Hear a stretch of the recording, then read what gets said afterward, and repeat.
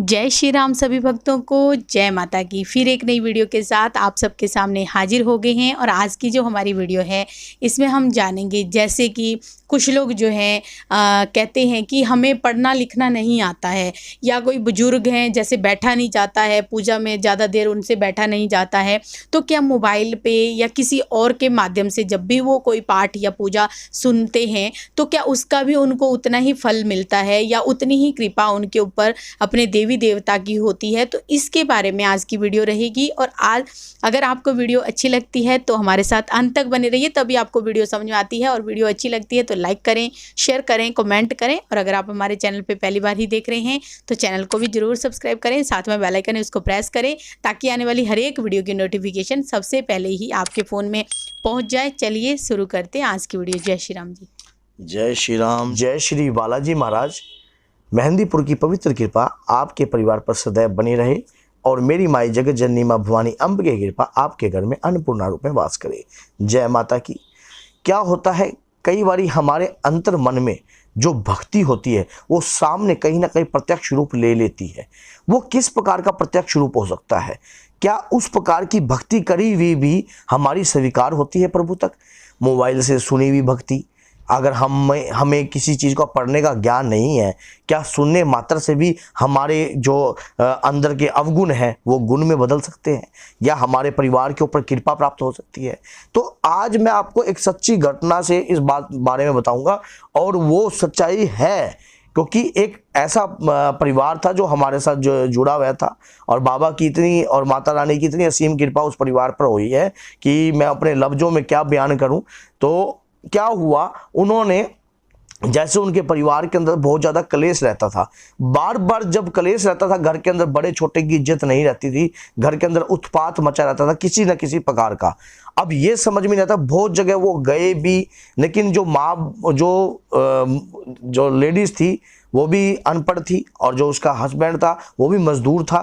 तो बच्चे थे वो पाठ पूजा नहीं करते थे, और परिवार के अंदर किसी न किसी प्रकार का मतभेद जो था चलता ही रहता था। तो उन्होंने क्या करा, एक दिन वो मेरे दरबार में आए। दरबार में आने के बावजूद उन्होंने कहा कि गुरुजी जो पूजा पाठ है वो किताब में तो हम पढ़ नहीं सकते क्योंकि हमें पढ़ने का ज्ञान नहीं है। तो हम ऐसा क्या करें गुरुजी जिससे हमारी पूजा जो है बाबा तक स्वीकार हो जाए? और ऐसा क्या? तो मैंने उन्हें एक पाठ बताया। स्वप्न में बार बार वही चीज उनके सामने आ रही थी, जैसे कि स्वप्न में उनको माता के दर्शन होते थे। बार बार ऐसा लगता था कि जैसे कि माँ की प्रतिमा उन्हें दिखाई दे रही है। तो उन्होंने इस प्रकार से हमें बताया कि माँ की प्रतिमा जो है हमें बार बार दिखाई देती है, और ऐसा लगता है कि जैसे कि मैं माँ का श्रृंगार कर रहे हैं, माँ की पूजा कर रहे हैं। लेकिन गुरुदेव मैं तो पढ़ी लिखी नहीं हूँ, मेरा बच्चे जो है वो मानते नहीं है, और मैं क्या करूँ ऐसा? ना मैं ये जानती कि मेरे परिवार में पीछे से किसकी पूजा होती थी। तो बाबा की कृपा से वो अचानक ही क्या हुआ, उनके परिवार के अंदर वो पूजा पाठ जो है मैंने उनको मोबाइल पे कहा कि तो आप दुर्गा स्तुति का पाठ कीजिए। दुर्गा स्तुति का पाठ आप मोबाइल पर चलाकर छोड़ दीजिए, और मोबाइल पर चलाने के बाद आपके जिस प्रकार से आप कंटिन्यू इस पाठ को स्मरण करते रहना, कंटिन्यू इस पाठ को सुनते रहना। उन्होंने मेरी बात मानी और घर पर मोबाइल पर वही चीज चलाने लग गए कंटिन्यू।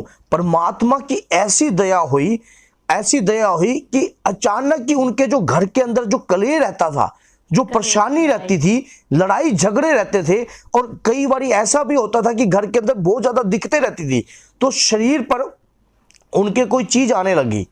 अब उन्हें पता नहीं था लेकिन कि क्या चीज उनके शरीर पर आ रही है। अचानक ही वो फिर क्या हुआ, एक बार फिर मेरे दरबार में आए, आकर उन्होंने कहा कि गुरुजी मुझे ऐसा लगता है कि कोई शरीर पर चीज आने लगी है। तो बाबा की ऐसी कसीम कृपा हुई कि वो स्वयं ही खेल गई। खेलते ही उन्होंने बोला कि मेरे शरीर के अंदर मानो मैं इनके घर की कुल देवी हूं, और इनके खानदान में माता शीतला की पूजा होती थी। इन्होंने पूजा बंद कर दी, ये उसी का दोष रूपन है। लेकिन इस दरबार के माध्यम से पूजा स्टार्ट हो गई। मुझे कोई भेंट नहीं चाहिए, मुझे किसी भी प्रकार का कुछ नहीं चाहिए, सिर्फ मेरी जो पूजा है अष्टमी पे और माता की चौदस पे मेरा पूजन जरूर चाहिए मेरी माँ का। इस प्रकार से उन्होंने इस प्रकार की वार्तालाप करी और घर के अंदर जैसे जैसे वो कार्रवाई करते गए, यकीन मानिए उनकी जो हाथों की लकीरें, कई बार कहते हैं कि जामिए जामिए जामिए भाग्यवान, भाग्यवान के दर पे खड़े कई गुणवान। कई बार हम भाग्यवान नहीं होते, लेकिन अभाग्यवान से भाग्यवान परमात्मा की कृपा हमें स्वयं बना सकती है। और ये कृपा किसी के घर में छुपी हुई होती है, लेकिन उन्हें जागृत करना पड़ता है। कहते हैं कि मन चंगा तो कठौती में गंगा। उनका मन जो था वो बिल्कुल पवित्र था। उन्होंने अपने आप को ये नहीं दिखाया कि मैं पढ़ा, इस कार्य के लिए पढ़ा लिखा होना ही अनिवार्य है, लेकिन अंतर के मन की जो भावना है प्रभु के प्रति वो अनिवार्य होती है, वो सच्ची होती है। सच्ची निष्ठा से किया हुआ कोई भी कार्य होगा परमात्मा तक स्वयं पहुंचेगा। आपके कहने से कभी वो कार्य नहीं जाएगा, लेकिन परमात्मा जब आप परमात्मा की शरण में चले जाते हो तो उसके शरणागत पड़ जाते हो, और शरणागत की लाज रखते हैं प्रभु। और जो माँ तो एक ऐसा शब्द है जो करना है, जिसका नाम दूसरा नाम ही करुणा है, दया, और बहुत ही ज्यादा दया। आज परमात्मा की ऐसी कृपा है, उस परिवार के जो लड़का है फौज में, मिलिट्री में चला गया है, और परिवार के अंदर धन का कोई अभाव नहीं है, कमी नहीं है, परिवार के अंदर सुखमिया है। और वो आज भी बाबा की, माता रानी की कृपा उनके ऊपर आज भी आती है, और उन्होंने इस कृपा को कभी किसी को बताया नहीं, ना ही कभी किसी चौकी लगाने की कोशिश करी। हाँ, ये जरूर था कि माता के नाम का वो प्रचार जरूर करती हैं। दिन रात माँ के नाम का भजन चलता है उनके घर के अंदर, और जब भी हर शुक्रवार को माता की कड़ाई भी लगाती है, नहीं शनिवार को माता की कड़ाई लगाती हैं, माँ शीतला की मान लो भेंट भी देती हैं। इतने छोटे से कार्य से कोई साधना नहीं करी, कोई किसी प्रकार का वो नहीं करा, और किसी भी प्रकार का हे प्रभु, ना मैं पूजा की पद्धति जानती हूँ, ना मैं याचना जानती हूँ, ना मैं आपकी आह्वान प्रक्रिया जानती हूँ, ना मैं आपके मंत्रों की ज्ञाता हूँ। हे मातेश्वरी, मैं आपकी शरण में हूँ। और मैंने इतना सुना है कि जो माँ की शरण में चले जाते हैं, बाबा की शरण में चले जाते हैं, उन्हें स्वयं बाबा और माँ क्षण पड़े की लज्जा रखती हैं, गोद ले लेते हैं। इसी प्रकार से उसका परिवार माँ ने गोद ले लिया। जो कुल में पूजा बंद हो रही थी, अचानक ही वो पूजा जो है खुल गई। और खुलने के बाद आज उस परिवार के ऊपर इतनी अद्भुत कृपा है। ये सच्ची घटना है, कोई घटना तो क्या है, सच्ची कृपा है।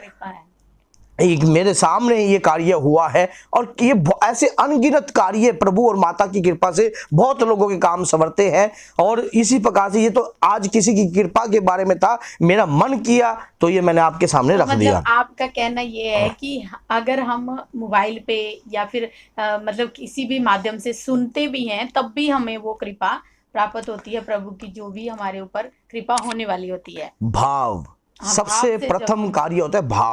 भाव अनिवार्य है किसी भी कार्य में। भगवान के प्रति भोजन, अब किसी व्यक्ति ने भगवान को भोग लगाया कि मैं भगवान को भोग लगाता हूँ या मैं भगवान को भोग लगाती हूँ, उसमें अहंकार की बू उत्पन्न नहीं होनी चाहिए। हे प्रभु, आपका दिया है, ऐसा लायक मैं को आपने बनाया है कि मैं आपको भोग लगाने योग्य हूँ। आपने स्वयं मुझे ये अधिकार दिया है, चुना है, लाखों की भीड़ में मुझे पहचाना है। इस प्रकार से मैं आपको ये भोग लगा रहा हूँ, ये सच्चाई है। शरणागत की शरण में जाने के बाद अभाग्यहीन भी भाग्यवान बन जाते हैं। हाथों की लकीरों में कई बारी आपको ऐसा लगता है कि आपने हनुमान चालीसा मोबाइल पर सुन ली, क्या वो व्यर्थ जा सकती है?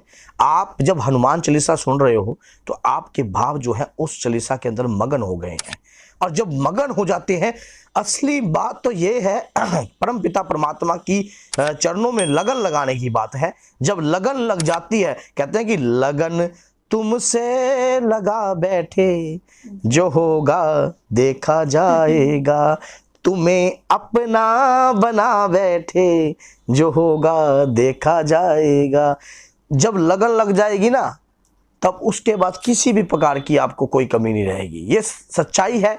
आपको आप कई बार ऐसे सोचते हो कि हम कोई ग्रंथ के पाठ कर रहे हैं, क्या हमारे लिए अगर आपके भी परिवार के अंदर कोई कुल देवी है, और वैसे सभी के ऊपर माता की कृपा जरूर होती है, और अगर कोई कुल देवता है तो पाठ कीजिए माँ की दुर्गा स्तुति का।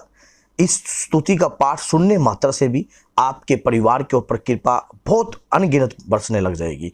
तो बोलिए जय माता की, जय श्री बालाजी महाराज।